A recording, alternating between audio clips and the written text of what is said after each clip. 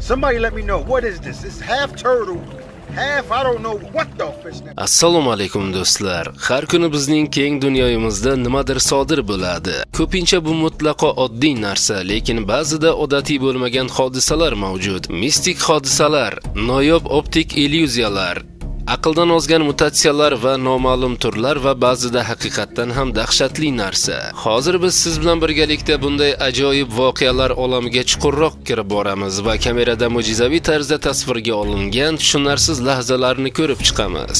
Lekin video boshlanishidan oldin like tugmachasini bosib, agarda kanalimizda yangilardan bo'lsangiz obuna bo'lib qo'yishlikni unutmang. Bu aql bovar qilmaydigan mutatsiyami yoki egalari uchun qiziqarli mashg'ulotmikan? Qanotli ot nafaqat qo'rqinchli, balki dahshatli ko'rinadi.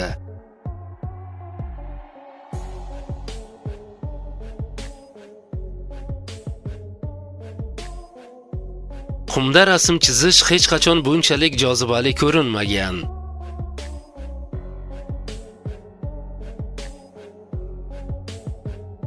Ba'zan shoxlar birga o'sishi mumkin va bu holda ular yurakning bir turini hosil qiladi.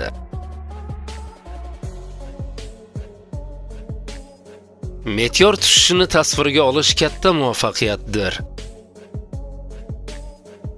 Bu baliqning organlari shunchalik shaffofki, u orqali hatto dengiz ham ko'rinadi. Bu erkakning yuragi deyarli ko'krakdan urmoqda, lekin u qanday xotirjamligiga qarang.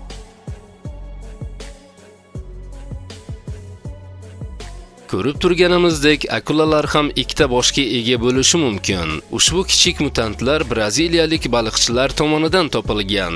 Bu akulalar embrionlikda onasidan hech qachon ajralmagan egizak akulalardir va ba'zida ular hatto to'liq hayot kechirishlari mumkin. Em 30 anos de pesca, ou mais que eu tenho, eu nunca vi um tubarão com duas cabeças, primeira vez. E ele tá vivo, ele tá fingindo de morto, mas tá vivo.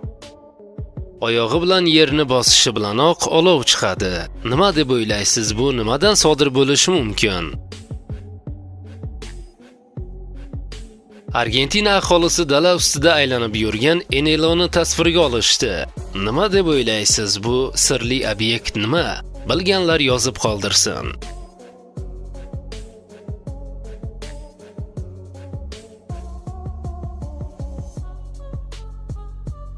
Muz juda turli yo'llar bilan muzlash qobiliyatiga ega. Ko'pincha suv havzalarida bilinchik muzlari hosil bo'ladi, keyin esa suvda muzning muz bo'laklari paydo bo'ladi. Ular suv zambaraklari kabi ko'rinadi.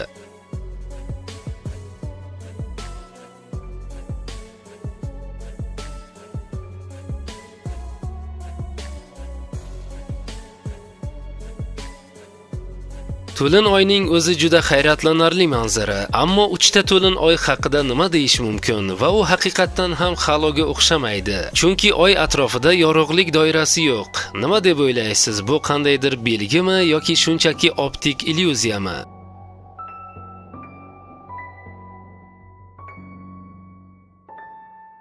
Oddiy daryoda bunday g'ayrioddiy jonzotga duch kelish bu katta muvaffaqiyat. Chunki bunday ajoyib jonzotlarni topish qiyin. World you all, but we gonna get you out this water. Somebody let me know, what is this? It's half turtle, half I don't know what the fish snatcher, boy. You moving too quick. You watch out there now. Bu unutilgan urushdan qolgan qobiq krateri emas. Bu ko'rib turganimiz Kars chuqurligi bo'lib, u ba'zan yer osti jinslarining emirilishi tufayli dalalar o'rtasida paydo bo'ladi. Bu ularning karbonat angidrid bilan to'yingan suv bilan eroziyasi bilan bog'liq.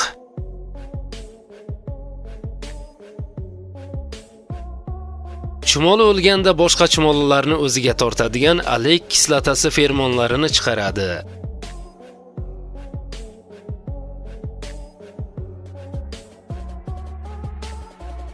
Xitoydagi avtomagistrallardan birida toshlar asfaltni yorib o'tib, ko'p joylarda parchalanib ketdi.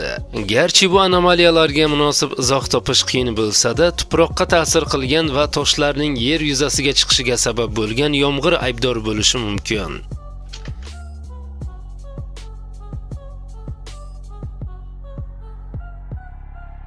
Tinch okeanning qorong'u suvlarida baliqchilar mana shunday ovni bortga olib kelishdi.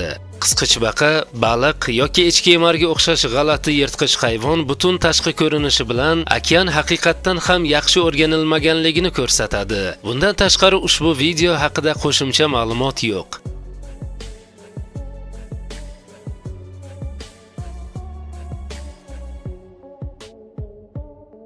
Bu sahroda havo shu qadar qizib ketganki, hatto qum ham yonib ketadi.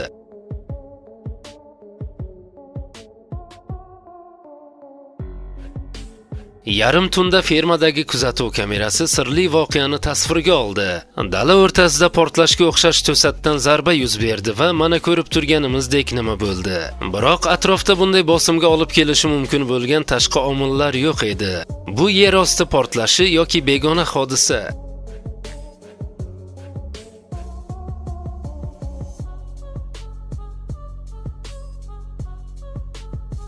Biz yashayotgan dunyoda bunaqasini ham ko'rib turish mumkin.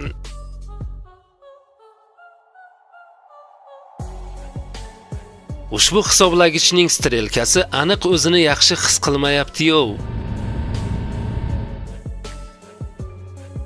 Suvda bioluminesans plankton ko'p bo'lsa, u qorong'ida ko'k zarrachalar bilan portlashni boshlaydi. Planktonning suvning qo'zg'alishi va harakatiga himoya reaksiya. Biroq bunday suvni ichish qat'iyan man etiladi. Go'zallik evaziga bu plankton odamlar uchun zaharli hisoblanadi.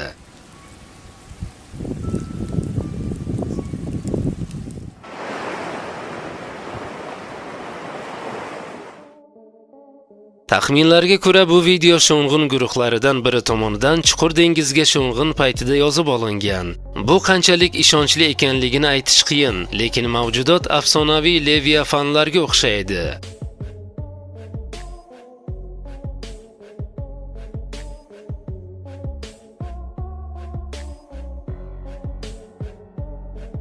Ushbu mavjudotlar deyarli skelet tanasiga ega bo'lgan chuqurlikning juda g'ayrioddiy aholisidir.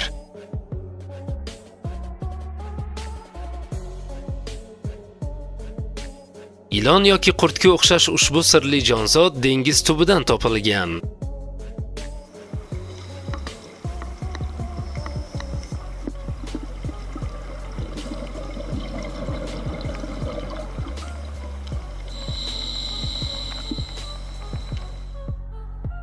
Quyoshning birinchi nurlari paydo bo'lishi bilan sekvoya daraxti atrofida qalin bug' paydo bo'la boshlaydi.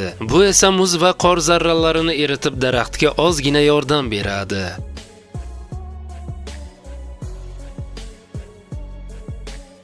Ajoyib manzara. Osmonda uchib yuruvchi eneloga o'xshash chiroqlar. Biroq bular tuman ichida xiralashgan baland binoning chiroqlari bo'lishi mumkin.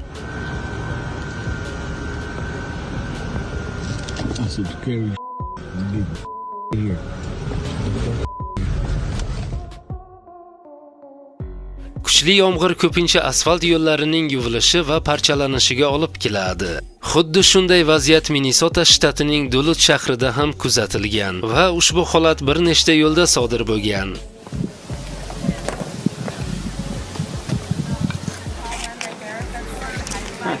And the view up the hill. Do'stlar, bugungi videoroligimiz o'z nihoyasiga yetdi. Bundan-da qiziqarli videoroliklarimizni o'tkazib yubormaslik uchun videoga bir donadan like bosib, hoziroq kanalimizga obuna bo'ling va bizni kuzatishda davom eting.